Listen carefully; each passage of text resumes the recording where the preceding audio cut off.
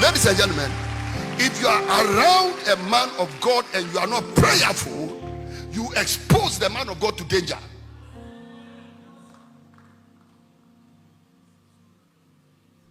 You expose him to danger. You must pray. And you, as a son of rest, you must be a prayerful person. So Jesus said, my soul is exceeding sorrowful, even nigh unto death. But he had people around him that could pray.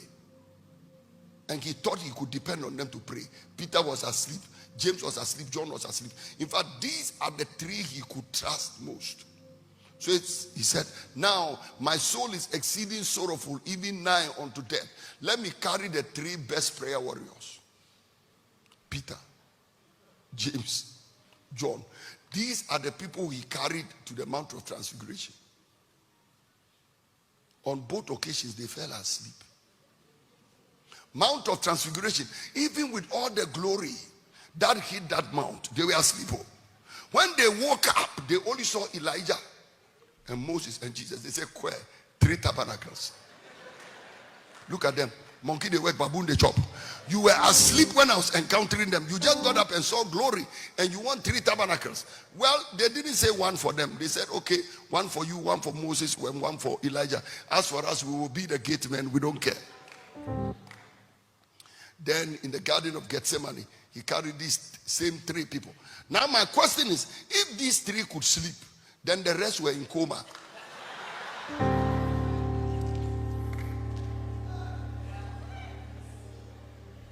The trouble is that many people don't know that in spite of the suit we wear, sometimes what is under the suit is so much trouble that at a certain level of a man of God, your prayer is what keeps him alive.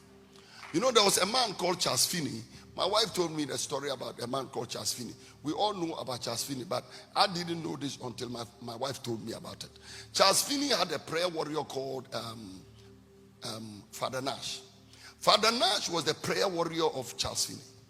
Charles Finney was an evangelist who did many powerful things, like the kind of things Pastor Kujo was talking about tonight. After Father Nash died, Charles Finney now did not have the fire for the crusades again.